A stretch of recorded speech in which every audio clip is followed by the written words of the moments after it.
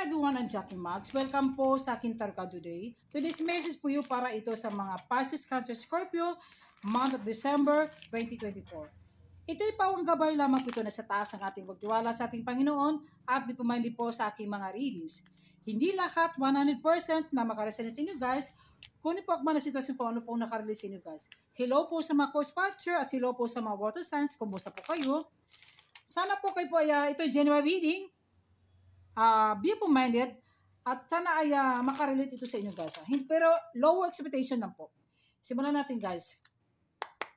Saint Michael, Raphael, and Gabriel, give me a message please. Ano po mga mensahe sa month of December sa mga Pisces, Cancer, Scorpio? Month of December 2024. The Seven of Cups, maraming oportunidad na darating sa inyo ng offer. Naguguluhan ka, alin ba dito? Love life, relationship, finance, negosyo, kung ano man ito guys, o pag-abroad. Masyado kayo ng over-analyzing, over-procrastinating, overthinking. Overthinking can happiness po, mag-ingat po. Kailangan din ay matulog ng maayos kasi sa mo nagpuyat, no? Nagpuyat kayo, hindi makatulog, may bumulong sa isip mo. Kailangan naman ay nurturing usap po. Kailangan naman ay kumain ng maayos po. Some of you naman ay pagbusog na ngayon, kahit nakabusog ng tubig, di na ayaw nang kumain. Huwag po. May maraming mga opportunities na darating sa inyo guys. Alam mo at malakas intuition mo. May mga pangarap ka, may mga dreams ka, ipagpatuloy mo lang.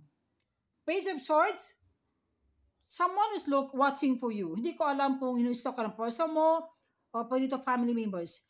At ino-observe ka. Sa mga single person naman, ni-stalk ka ng person mo. Some of you ha. At hayaan mo yung mga nasa paligid, mga gossip na yan, mga sismis na yan, may sumisira sa'yo is other family members. Kayo po ay pinagtanggol nyo, pinaprotektahan nyo talaga. Kung may mga masyadong mag-curious sa inyo, no? May some of you naman.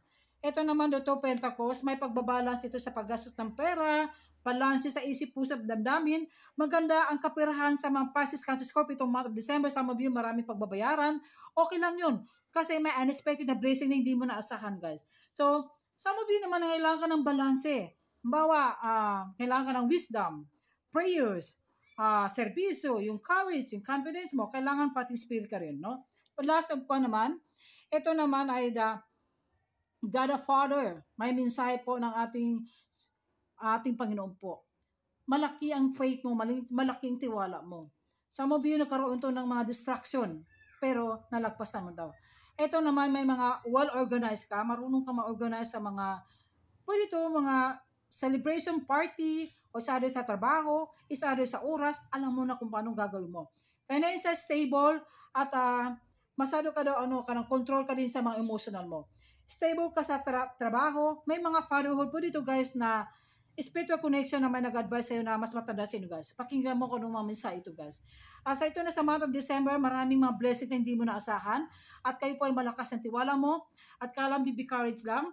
Kailangan understanding, kailangan naman ay trust each other po. Sa mga taong pagkatiwalaan lang po So sa December naman, magandang kaganapan sa mga love life, sa mga Pisces, Scorpio. Yung minsan naman may pagtampuhan, magbabati ulit po. Yan lang po. Thank you.